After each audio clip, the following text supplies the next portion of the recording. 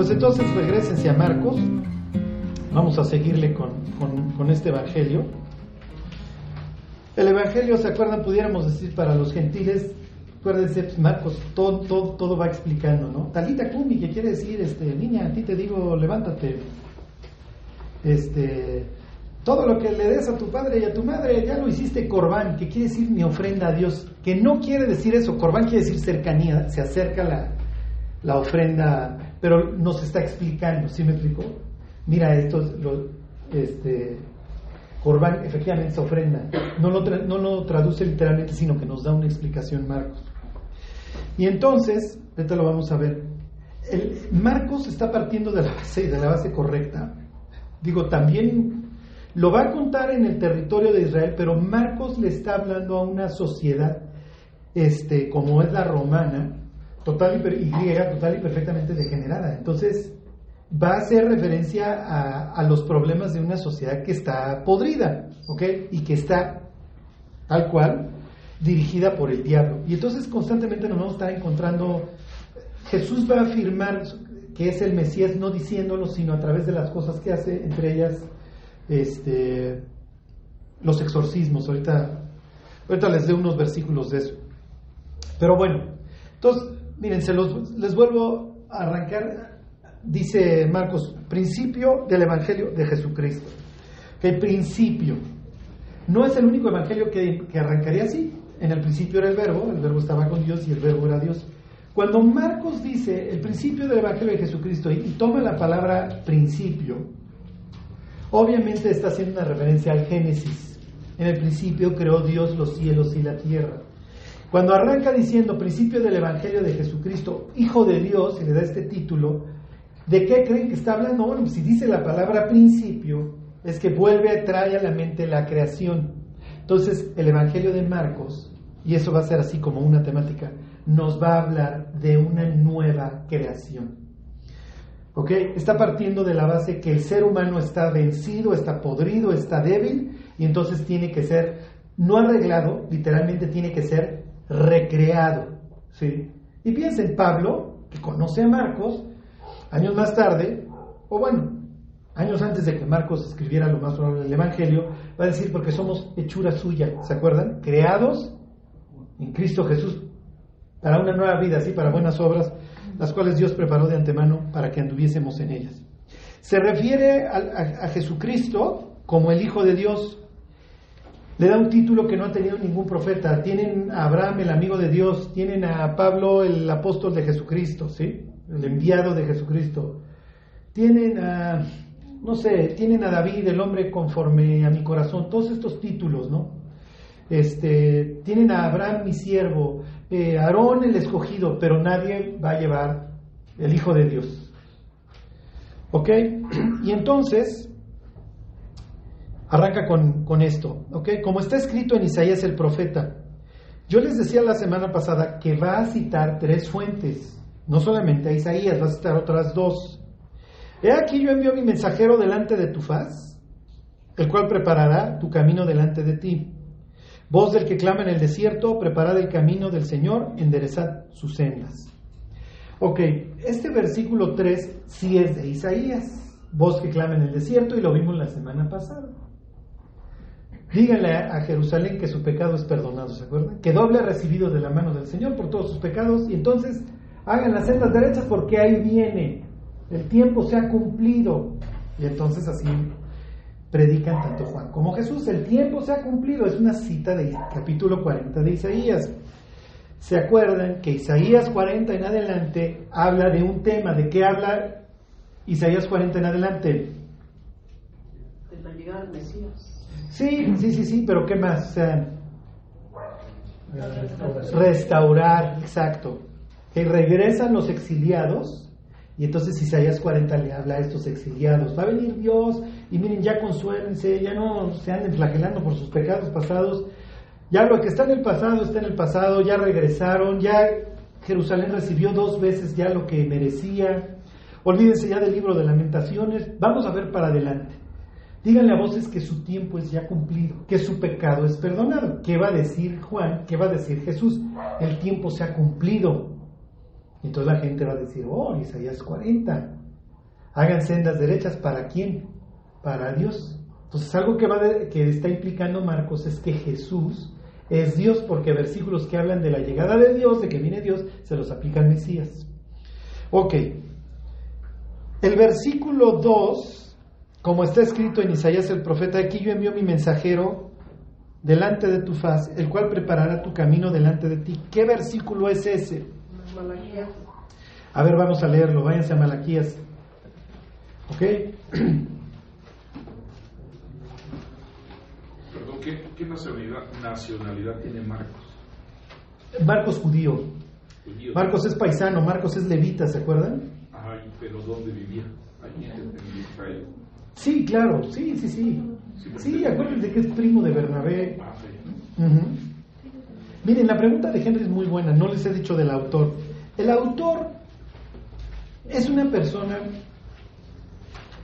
¿cómo les diré? Espiritualmente fifí, ¿okay? Los dichos del presidente son muy útiles. ¿Qué es farol? Tiene un primo que es todo un hombre de Dios, un levita, ¿se acuerdan que vende la casa y entonces pone el precio a los pies de los apóstoles? Este levita, Bernabé, va a ser el que instruya a Pablo allá en Tarso. Cuando la gente le tiene miedo a Pablo, Bernabé es el que lo trae. ¿Cuál quiere decir hijo de consolación? O sea, la gente aprecia mucho la vida de Bernabé. Y entonces resulta que Dios dice: separen a Pablo y a Bernabé para el ministerio que les tengo. Van a ser, los voy a enviar. Y entonces se llevan a Marcos. Arrancan su viaje, se van a Chipre, ¿se acuerdan? En Chipre se convierte Sergio Paulo. Y de ahí se van a lo que hoy es Turquía y llegan a Perge. Y en Perge se va Marcos. Y entonces cuando van a iniciar su segundo viaje misionero, Bernabé quiere llevar al primo y Pablo dice: no, este ya nos dejó colgado de la brocha. Y años más tarde, en segunda de Timoteo, Pablo dice: díganle a Marcos que venga porque me es útil para el ministerio. O sea, Marcos es la viva imagen de alguien que sale adelante. ¿Sí me explico? Que se enfrenta a sí mismo, que a pesar de sus problemas tiene esta capacidad de ser usado por Dios, al grado miren, vas a ver, pero hay hasta cierto punto un consenso de que Marcos es el primer evangelio. Y que los otros, si bien van a poner énfasis en el tema que ellos quieren, Mateo en el evangelio para los judíos, Juan en que Jesús es Dios, y Lucas en darle precisión a la historia del rey, pero todos toman de Marcos, ¿sí? Y muchas veces obviamente explayan lo de Marcos. Ahorita vemos la tentación de Jesús. La tentación de Jesús, Marcos, es de este pelo. Llegas a Mateo, toda una historia, ¿no? Bueno, ok. Sucede que Israel regresa de Persia, reconstruyen el templo, reconstruyen el muro, pero otra vez se empieza a ir en declive. Como la autoridad civil y política ya no recae en el rey israelita, ya no tienes un descendiente de David sentado en el trono, sino en el sátrapa persa, ¿quién creen que va a gobernar realmente a los judíos cuando regresan del exilio? Exactamente. Y entonces esto va a ser una muy mala mezcla, ¿sí?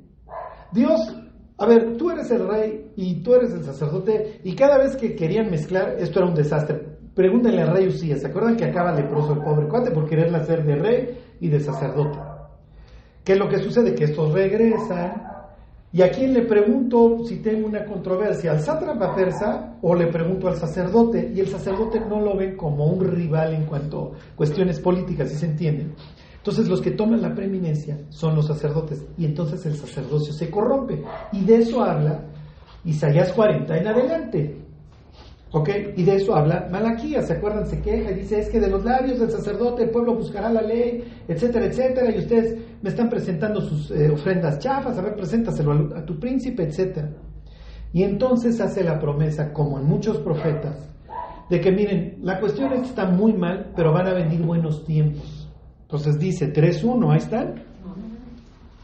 He aquí yo envío mi mensajero, el cual preparará el camino delante de mí. Y vendrá súbitamente a su templo el Señor, a quien vosotros buscáis, y el ángel del pacto, a quien deseáis vosotros. He aquí viene, ha dicho Jehová de los ejércitos. ¿Y quién podrá soportar el tiempo de su venida? ¿O quién podrá estar en pie cuando Él se manifieste? Porque Él es como fuego purificador y como jabón de lavadores. Y se sentará para afinar y limpiar la plata, porque limpiará a los hijos de Leví, los afinará como oro y como plata, y traerán a Jehová ofrenda en justicia, y será grata a Jehová la ofrenda de Judá y de Jerusalén, como en los días pasados y en los años antiguos. Ok. Fíjense, ¿de qué está diciendo? Va a mandar un mensajero que va a decir: se me ponen las pilas y ahí viene el jefe, y levanten los valles y bajen los montes, vamos a hacer un camino llanito. O sea, que no sufran cuando venga Dios. Y Él va a ser como fuego purificador. ¿Ok? Le suena a Juan el Bautista. Yo os he bautizado en agua, pero viene detrás de mí uno que os bautizará con Espíritu Santo y con fuego. ¿De dónde lo sacas? De acá. ¿Por qué Él nos va a purificar? Porque el pueblo está bien podrido. Y además los levitas se están portando muy mal. Y entonces ahí está Juan bautizando, y de repente ahí están los fariseos, y de repente se aparecían los saduceos, los sacerdotes hechos pedazos. Fíjense. Y entonces pues es natural: serpientes, generación de víboras, ¿quién les dijo que la van a librar del infierno? Entonces, imagínense el pueblo: ¿y estás insultando a nuestras autoridades eclesiásticas? A mí me vale. Sí. Ajá. Sí. A mí me vale. ¿Sí? Ahí viene el Mesías a quien yo les anuncio, y Él se va a sentar y va a purificar a los levitas, porque el sacerdocio está podrido. Es natural que ustedes vean a un Juan, ¿sí?, que todo su discurso es de azufre y fuego. ¿Por qué? Porque va a venir súbitamente a su templo el Señor. ¿Y quién podrá estar en pie cuando Él se manifieste? ¿Dónde dice eso? ¿Alguien se acuerda? Apocalipsis 6. Porque el gran día de su ira ha llegado, ¿y quién podrá sostenerse en pie? Sí, pero tú llegas a los evangelios y no hay fuego, y no hay terremotos, y no hay agua convertida en sangre, y no hay aguas amargas, no hay úlceras pestilentes, no hay tinieblas. Es lo que ellos estaban esperando. ¿Qué es lo que nosotros esperamos? Dios, líbranos de esta tierra. Y entonces en nuestra mente es: Dios nos saca, y empieza la gran tribulación. Y entonces empieza lo peor, lo peor, lo peor. ¿Y cómo acaba esa historia? Apocalipsis 6, entonces se aparece Dios, estos alzan sus ojos, y ahora sí, ¿quién podrá sostenerse en pie? Esa es la mentalidad de Juan. Cuando a Juan lo encarcela Herodes Antipas, ¿qué está pensando Juan? Esto no estaba en el script, muchachos. A ver, yo me he visto de esta forma, y mi predecesor, que se vestía igual, se peleaba con Acab y con Jezabel, que es misma escena. Herodes Antipas es un brutazo que está casado con una chava que se ríe y nos levanta todas estas losetas, ¿sí? Acab con Jezabel, este cuate con su cuñada. Fíjense qué bonita familia, ¿no? Con la cuñada. Entonces de repente, a ver, no te es lícito tener a la mujer de tu hermano, tú no puedes andar con tu cuñada. Y de repente lo aprende: oye, pero yo soy Elías. Ajá. Y ahí viene el Señor a su templo. Bueno, fíjense, versículo 5. Y vendré a vosotros para juicio, y seré pronto testigo contra los hechiceros y adúlteros. Ah, caray, ¿con quién está casado Herodes Antipas? Una mujer adúltera. ¿Ok? Contra los que juran mentira, y los que defraudan en su salario al jornalero, a la viuda y al huérfano, y los que hacen injusticia al extranjero, no teniendo temor de mí, dice Jehová de los ejércitos. Ok, me paso al capítulo 4. Porque he aquí que viene el día ardiente como un horno, y todos los soberbios y todos los que hacen maldad serán estopa. ¿Qué dice Juan? Él guardará su trigo en el granero y quemará la paja en fuego que nunca se apagará. ¿De dónde lo sacas, Juan? Bueno, pues de aquí, este es mi currículum. Ajá. Ok. ¿Ontoy? 4.1. Okay. 4.1, a ver, y los que hacen maldad serán estopa. Aquel día vendrá, aquel día que vendrá los abrazará, ha dicho Jehová de los ejércitos, y no les dejará ni raíz ni rama. Ok. Versículo 4. Acordaos de la ley de Moisés mi siervo, al cual encargué en Horeb ordenanzas y leyes para todo Israel. Ahorita vamos a ir a Horeb, ¿eh? Versículo 5. He aquí yo envío el profeta Elías antes que venga el día de Jehová grande y terrible. Llegó el día de Jehová grande y terrible. Esto es lo que hay en la mente de Juan y en la mente de todo el auditorio que conoce la Biblia. Ahorita les voy a leer un escrito de la literatura esta intertestamentaria que tenían para que vean cómo no vamos a llegar a un mundo extraño, ¿eh? O sea, todo lo que sucede en esta historia del Evangelio de Marcos lo están esperando y no es nada nuevo. Fíjense, versículo 6. Él hará volver el corazón de los padres hacia los hijos y el corazón de los hijos hacia los padres, no sea que yo venga y hiera la tierra con maldición. Ok, esto es por un lado el pasaje que está citando, no es el único, y de hecho es casi un copy-paste, o sea, sombréale y córtale y pégale del texto griego del Éxodo. Váyanse a Éxodo 23.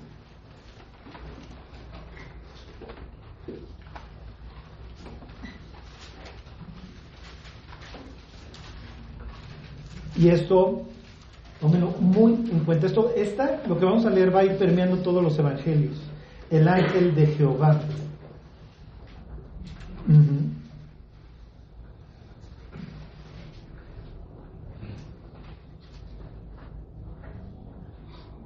Y esto lo vamos a ver más adelante en Marcos, pero se los adelanto de una vez. Ahí está 23:20, el Éxodo. He aquí yo envío mi ángel delante de ti. Mismas palabras. ¿Ok?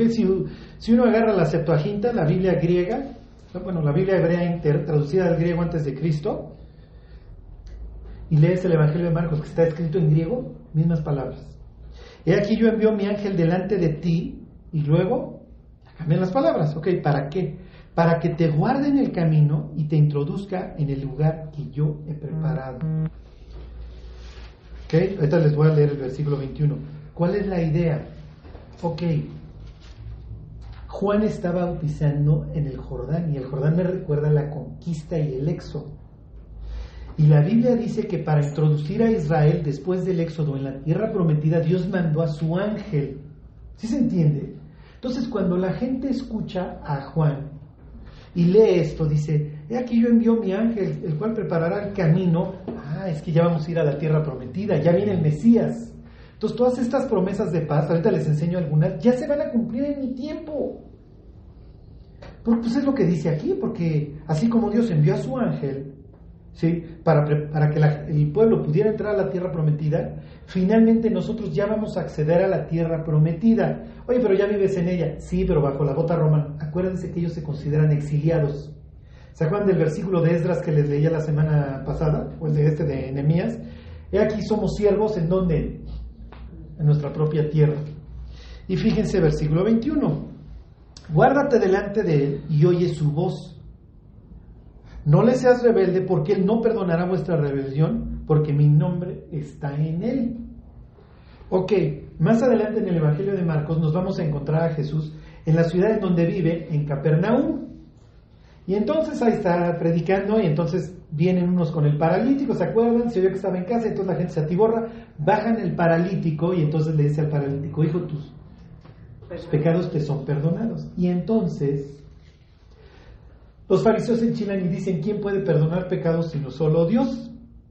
Y si alguien de Gen 3:16 Aragón, que se sabe la Biblia de memoria, hubiera estado presente ahí, le hubiera dicho, no solamente Dios perdona o no perdona pecados, también el ángel de Jehová.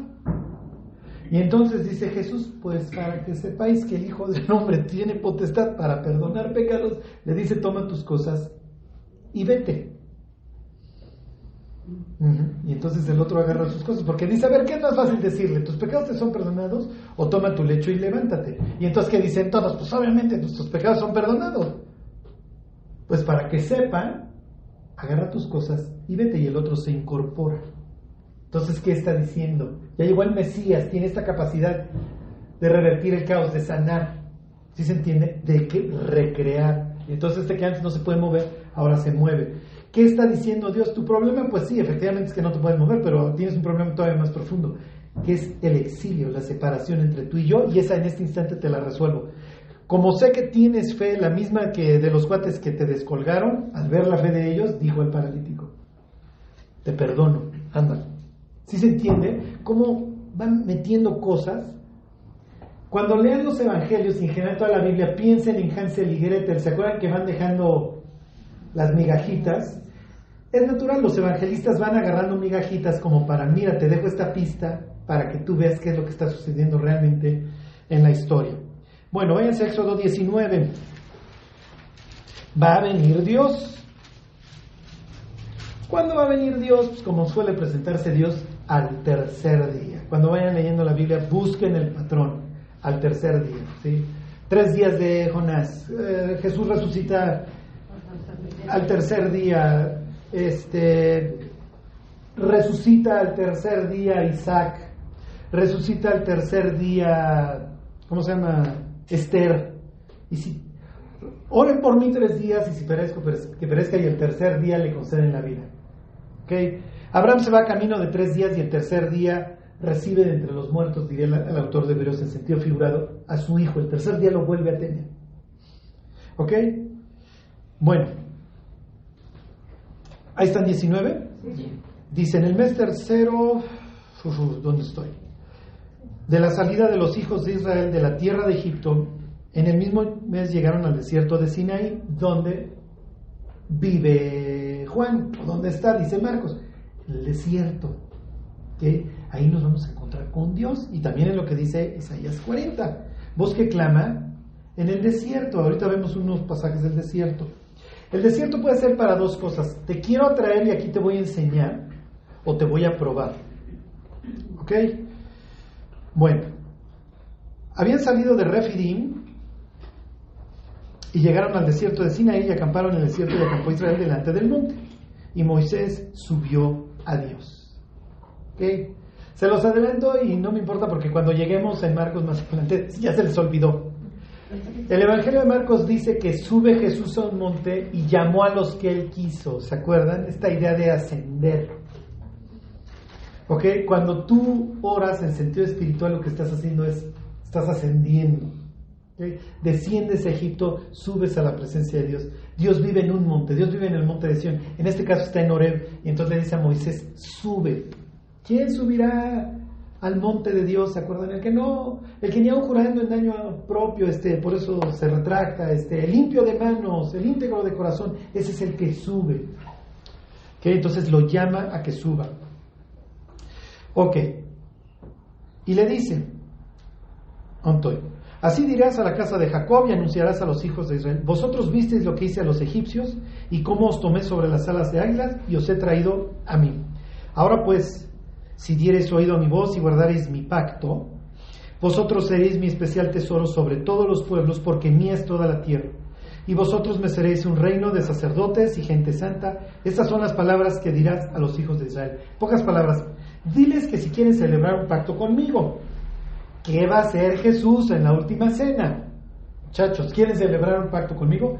Beban la copa. Este es el nuevo pacto en mi sangre. El hecho de que ustedes la beban implica que ustedes están de acuerdo en celebrar un pacto conmigo. ¿Se entiende? Ok. Versículo 7. Entonces viene Moisés y llamó a los ancianos del pueblo y expuso en presencia de ellos todas las palabras que Jehová le había mandado.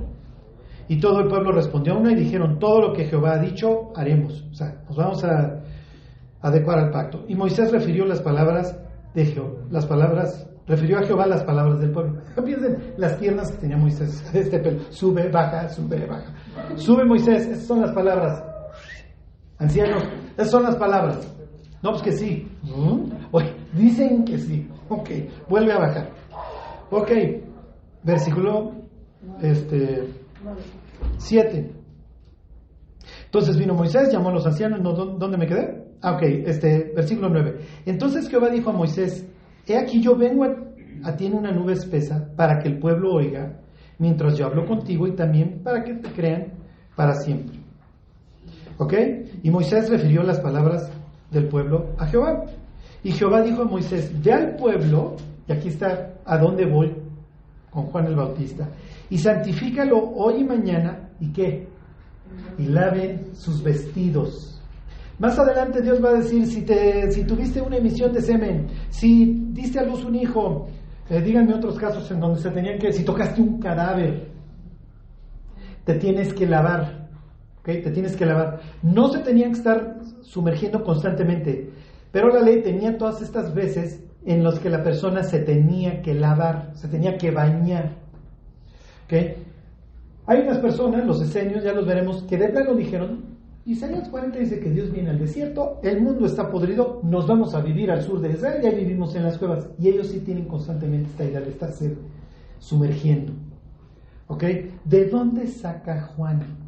¿Sí? Obviamente de todos los baños rituales de los que habla Levítico, pero obviamente de aquí. ¿Por qué? Porque Dios le dice, voy a bajar y me voy a presentar, diles que se bañen.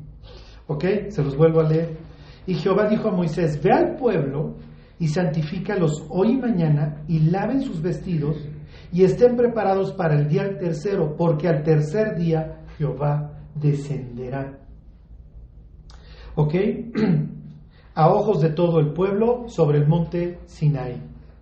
Ok, si tú eres un sacerdote, si tu papá era sacerdote como era Zacarías, y entonces a ti te dicen, oye, tú vas a anunciar la llegada de Dios, y tú lees Éxodo, que cuando Dios vino, le dijeron al pueblo, oye, diles que se bañen, es natural que tú te vayas a un sitio público, entonces digan, ven, lávate. Y entonces la gente, ¿qué hacía? Se sumergía y confesaba sus faltas. Hacían una confesión específica de, ayer le grité a mi mujer y me porté súper mal. Lo más probable es que no. Lo más probable es que decían, soy un pecador que necesita volverse de sus caminos. Acuérdense que para ellos el arrepentimiento implica sus caminos, implica volverse. ¿Ok? Bueno, vámonos a Oseas, váyanse a Oseas capítulo 2.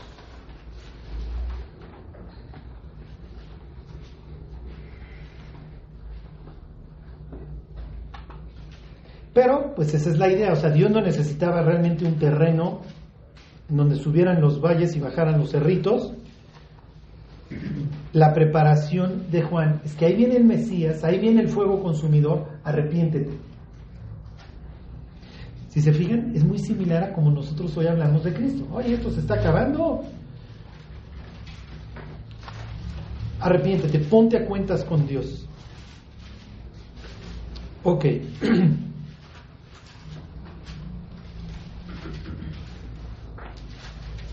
No les he dicho, ¿verdad? ¿Sí les dije? 2:14. Esta idea de que Juan va recorriendo todo el borde del Jordán, va siguiendo lo que hizo su predecesor, don Elías. ¿Ok? Y al igual que Elías, va a pasar tiempo en el desierto. Y les voy a decir algo en lo que he estado haciendo mucho énfasis últimamente.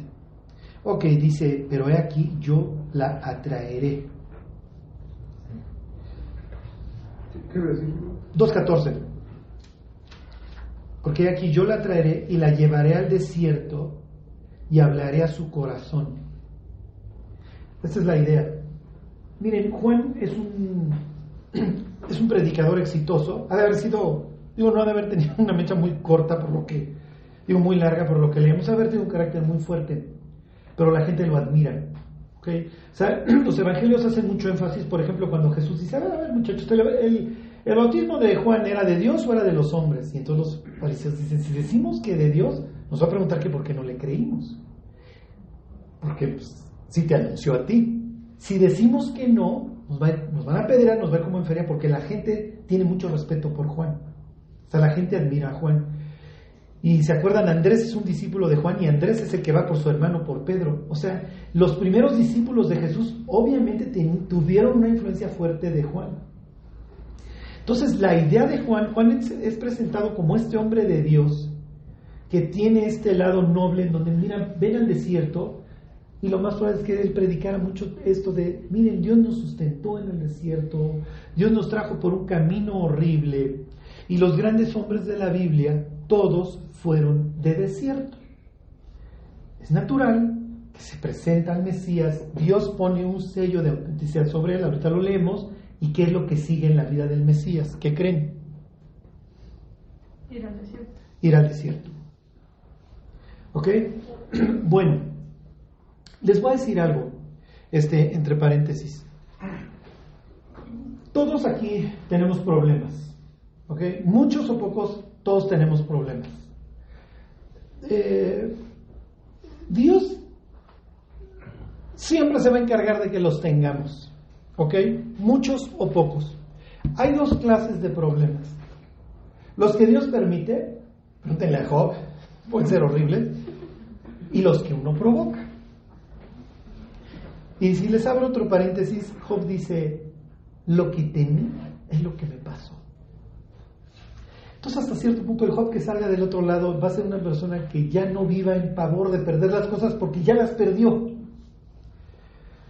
Pero piensen, Moisés es un cuate que se va a aventar 40 años. ¿En dónde? Tipo Oseas. Aquí está hablando obviamente de Gomer, de esta asociación entre Israel como una mujer adúltera y Gomer, la mujer adúltera de, ¿se acuerdan de Oseas? ¿Se acuerdan que la compra por el precio de un esclavo en un mercado horrible, ya que Gomer está toda destruida? Entonces Dios presenta así a su pueblo que a fuerza quiere adulterar, a fuerza quiere ser de cascos ligeros, pero Dios en esta idea, te quiero regresar, pero antes te voy a llevar al desierto. Y desde ahí, en lo que dice el siguiente versículo, te voy a dar tus viñas y te empiezo a devolver tus cosas. ¿Por qué? Porque bendecirte de forma inmediata te destruyo. Tienen a Moisés. Moisés nació en el palacio. Bueno, ahí creció. Díganme otra persona que vivió en el desierto. Moisés. Bueno, Moisés. Perdón, Díganme uno muy famoso. Abraham. ¿Manuel? Juan también, ¿no? Andaba en el desierto. Sí, claro. Y ahorita esta expresión de ahí estaba en lugares desiertos hasta el día de su manifestación en Israel, ahorita lo vemos. Dígame otra persona que se la vivió en el desierto, pobre, atribulada, ya no veía lo duro sino lo tupido. David.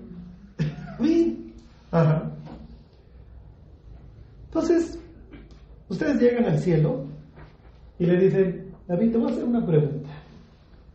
Ahí vienen estos G316 locos con sus preguntas, pero a ver, dime. Inciso A, David. ¿Dónde fuiste más feliz?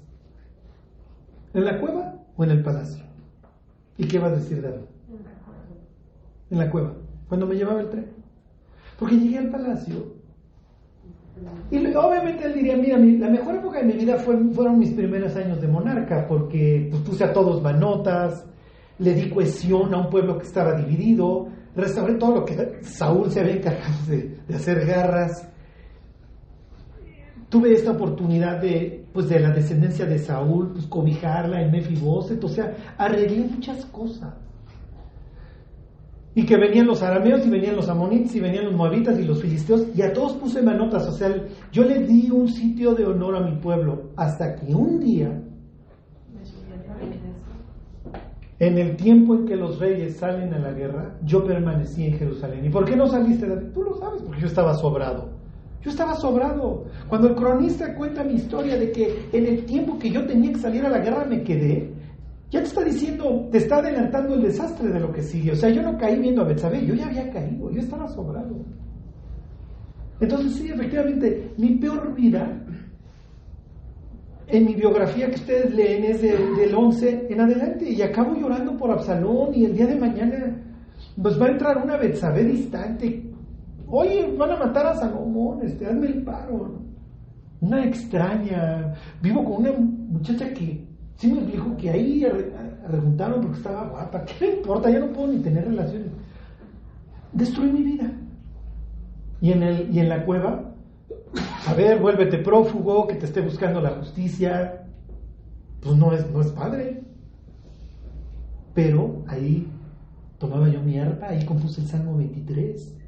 Y sabía que aunque estaba en valle de sombra de muerte, yo no tenía que temer mal alguno, y que Dios podía preparar un banquete para mí, mis hombres, Abisai, Asael, aún en presencia de nuestros angustiadores. Teníamos esta esperanza. Cuando tuve la oportunidad de matar a Saúl, tuve la suficiente gracia de parte de Dios para no tomar mi vida en mis manos. Nunca lo hice. Podía ir al baño y dormir en paz, porque es las 2 veces que le perdona la vida a Saúl. Y entonces David garantiza en ese sentido su futuro. Entonces, ¿cuándo fuiste más feliz, David? En la cueva. Miren, yo sé que muchos hoy habitan en la cueva y que se los está llevando el tren. Pero si el día de mañana nos hablan desde Beverly Hills, ¿sí me explicó? Y si Dios ya se hace a un lado, porque pues ya no te necesito, ya estoy en el palacio, y destruyo mi vida. Sí se entiende. Entonces, miren, la cueva no es mala. Cuando la caminamos con Dios y la vivimos con Dios, la cueva puede ser mucho mejor que un palacio que nosotros mismos fuimos a arruinar. El palacio puede ser los gritos: Absalón, hijo mío, Absalón. ¿Quién me diera? Y no lo dice de dientes para afuera, obviamente. Ojalá hubiera yo muerto ese día de Betsabé, que me hubieran aplicado la ley. Murió un tercero por mí. Y David decide ya nunca arreglar su vida. Bueno, regrésense al Evangelio de Marcos y terminamos con eso.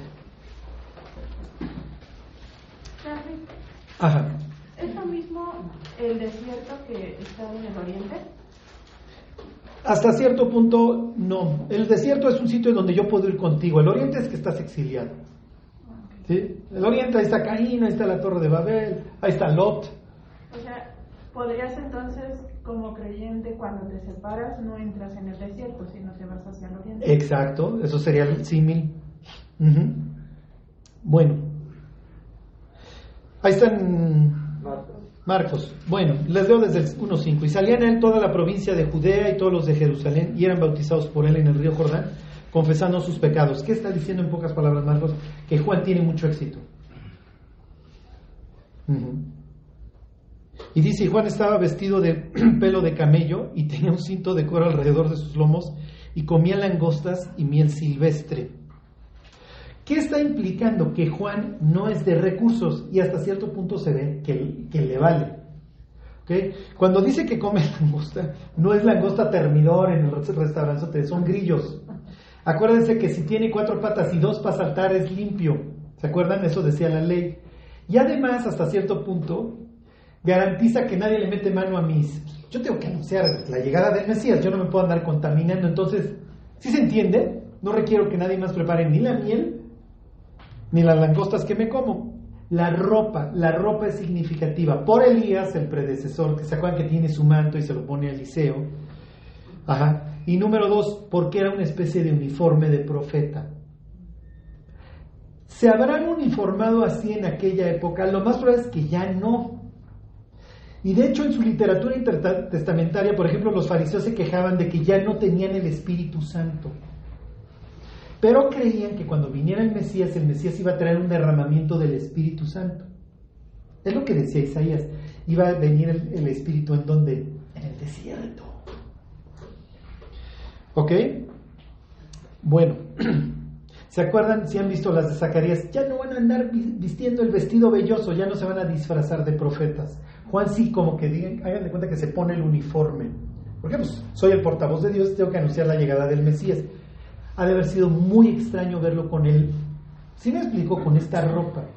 Pero el caso es que le dan ese lugar y sí lo ven y le tienen respeto.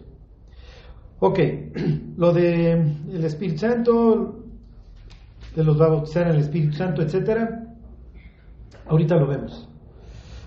Solo quiero hacer esto, énfasis. Versículo 9. En aquellos días, aconteció en aquellos días que Jesús vino de Nazaret de Galilea y fue bautizado por Juan en el Jordán. Y luego, cuando subía del agua, vio abrirse los cielos y el Espíritu Santo como paloma que descendía sobre él. Y vino una voz de los cielos que decía: tú eres mi hijo amado, en ti tengo contentamiento. Todos estos versículos, que es una cita tremenda de versículos, se los digo la semana que entra, le está poniendo Dios un sello de autenticidad. Y vemos lo del Espíritu Santo. Lo que quiero es seguirles haciendo énfasis en la cueva. Versículo 12. Y luego el Espíritu Santo le impulsó al desierto. Es Dios el que lo lleva. El mismo Dios que le dice: tú eres mi hijo amado, en ti tengo contentamiento, es el mismo que lo mete a la prueba. ¿Para qué? Versículo 13. Y estuvo ahí en el desierto 40 días y era tentado por Satanás y estaba con las fieras y los ángeles le servían. Ok, ¿quiénes son estas fieras? demonios. Inciso A, muy bien. ¿Alguien tendría otro inciso? Los ángeles caídos. O Satanás. Porque, pues, Bueno, miren, lo que está diciendo sería un buen inciso B, lo que está diciendo Livia, los ángeles caídos. ¿Alguien tiene otra idea? Su propia naturaleza de Jesús, ¿no? Era bueno. ¿Mande? Su propia naturaleza de Jesús era buena. No. No luchaba con nada de eso. No. Ahí está con las fieras. Y está con Satanás. ¿Y está dónde? en el desierto. Ok. Y lo tienta. Ah. A ver, los voy a confundir y luego ya les digo. ¿Ok? A ver, regrésense a Oseas. Al mismo capítulo, al capítulo 2. Y es importante, ¿eh?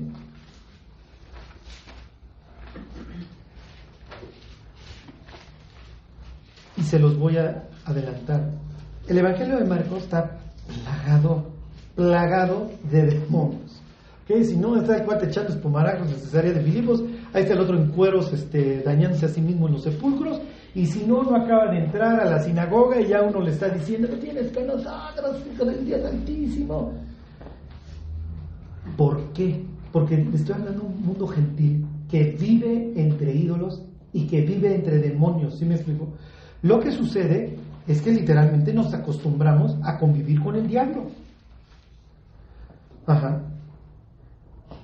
Cuando vemos las series de Netflix, realmente estamos viendo al diablo detrás.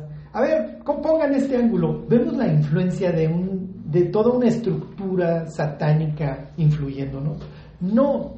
Podemos pensar que Steven Spielberg o Del Toro sí se fuman algo antes de hacer sus scripts. ¿Sí me explicó? Lo que quiero que vean es cómo, Jesús es impulsado y de ahí para el real. ¿Por qué? Te voy a probar, te voy a meter al desierto, vas a pasar 40 días y vas a tener al Satán y a estos espíritus inmundos, vamos a llamarlos ahorita sí, y ya la próxima semana les digo cómo lo veían ellos. Te vas a enfrentar contra las fuerzas del mal y aprende a convivir con ellas, porque conforme vaya tu ministerio, Jesús, avanzando, te los vas a ir encontrando hasta el final. En un discípulo, al que se le mete literalmente Satanás. ¿Cuál es la moraleja? La cueva, el desierto nos forja y lo necesitamos y no lo podemos evitar. Así como Jesús es impulsado, nosotros somos impulsados a las pruebas. ¿Ok? Y no se puede evitar. Podemos ahorrarnos las que nosotros provocamos. Eso sí es cierto. Pero va a haber otras que Dios dice, esto es parte de tu vida, vives en un sitio caótico, entonces vas a tener que aprender a convivir con el caos. Y ahí va a estar. Piensa en los problemas, cómo nos dañan el matrimonio. Es que yo, cuando tenemos un problema, en vez de, a ver, vamos a ponernos de acuerdo y lo resolvemos, pero tenemos que aprender a vivir en el desierto y siendo tentados por las fieras, y conviviendo con todos estos espíritus inmundos que nos impulsan, ¿sí?, a tomar nuestra vida en nuestras manos y lejos de arreglar los problemas, agravarlos. Entonces, fíjense, ahí está, 2:18. ¿Será este pasaje que tiene en mente? Obviamente no, pero es parte del título, es parte del currículum del Mesías. 2:18 de Oseas, ahí están.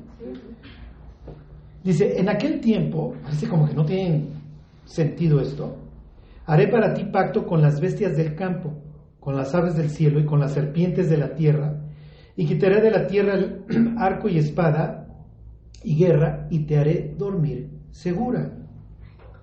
Porque para siempre te desposaré conmigo en justicia, juicio, benignidad y misericordia, y te desposaré conmigo en fidelidad, y conocerás a Jehová.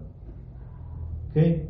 Dios como marido, mismo, ahí está Juan. Yo no soy el marido, él es el marido. Con él se van a casar. ¿Cómo se refiere Jesús a los que no lo quieren seguir? La generación adúltera demanda señal. Entonces, uno pudiera decir, bueno, pues es que Dios iba a hacer un pacto, y refiriéndose al ribita habla del desierto, pues seguro está con estas fieras a las que ya puso quietas. No. ¿Ok? Sí es parte del currículum que cuando venga ya el Mesías a reinar, toda esta idea de las fieras y de los demonios quedan quietos y hay una reversión ahorita lo leemos, en la agresividad de las fieras, es lo que dice Isaías 11. Y entonces ya vamos a ser felices y vamos a tener nuestro pacto con las bestias, y si quieres tener tu oso polar en la casa, pues ten tu oso polar en la casa. Váyanse a Isaías 34. Este es un pasaje famoso.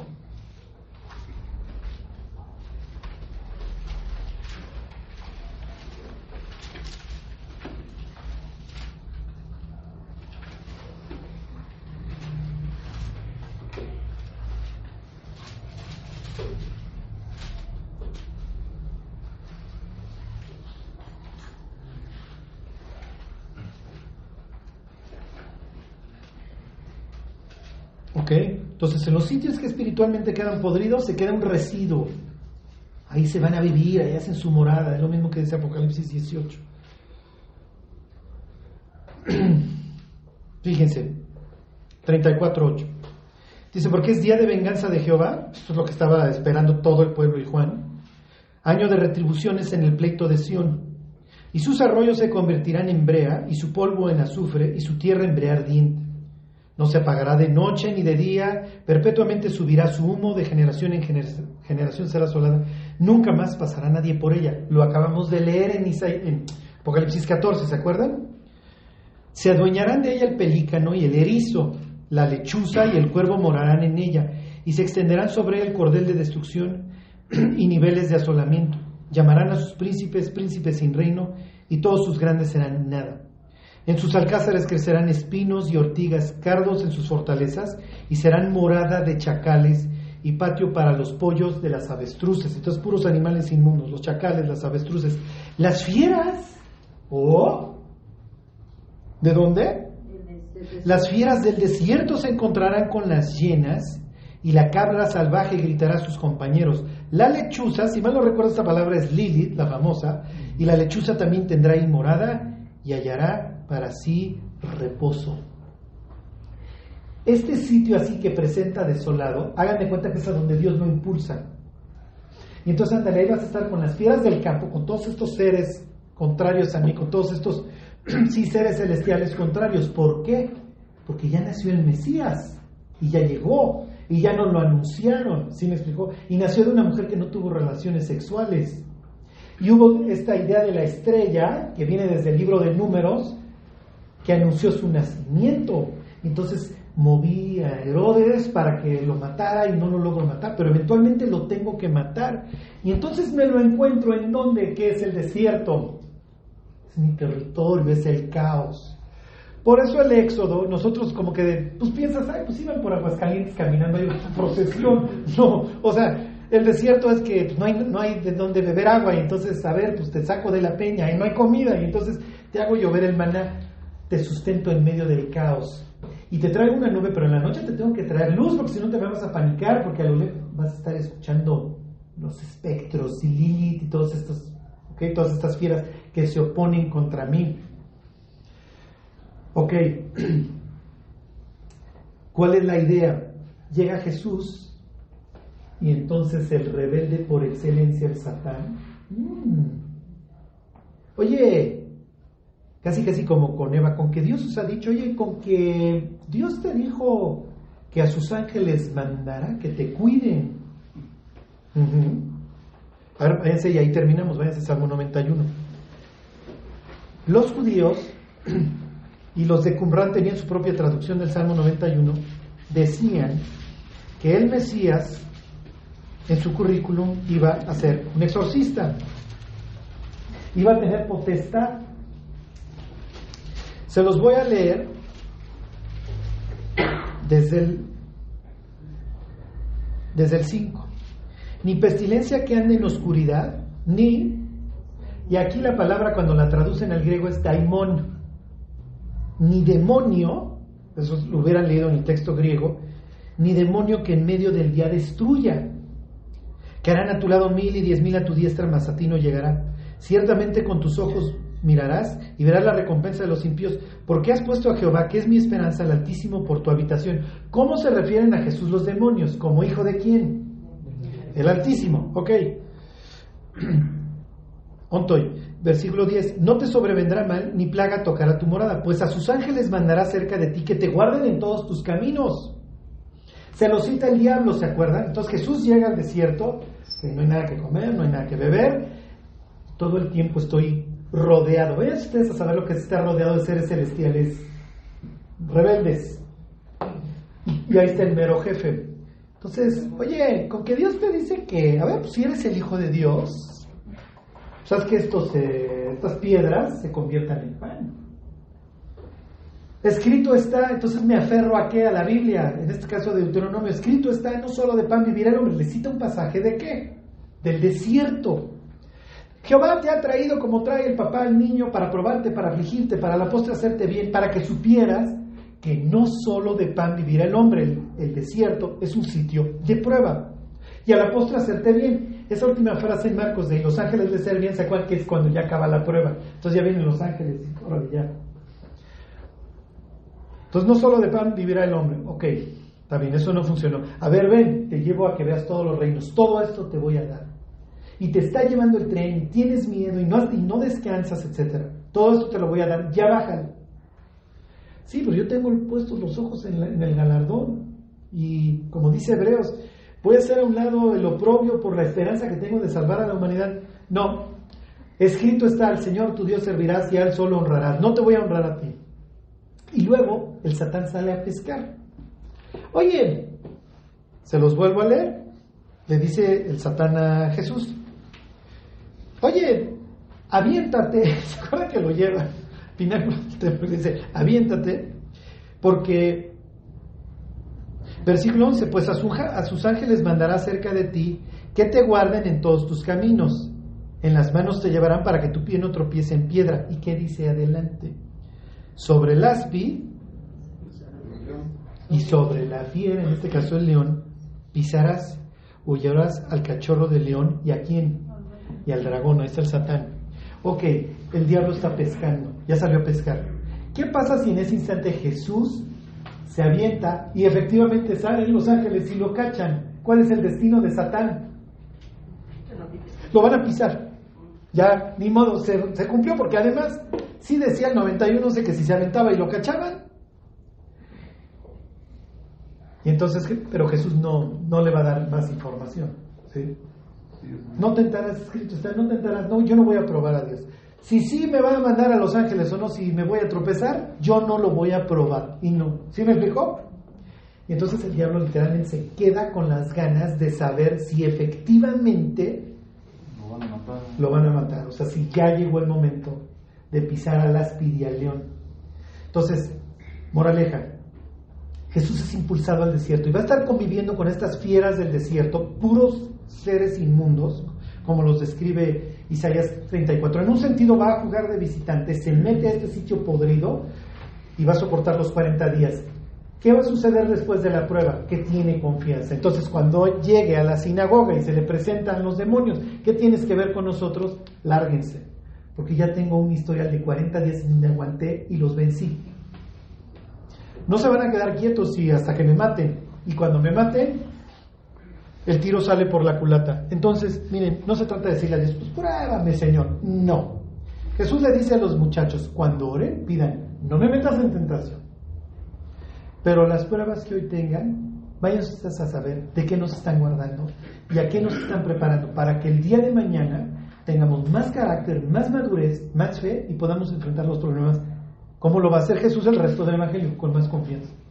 Bueno, pues vamos a orar y nos vamos. Dios, te queremos dar gracias por todo, Dios, por lo bueno y por lo malo.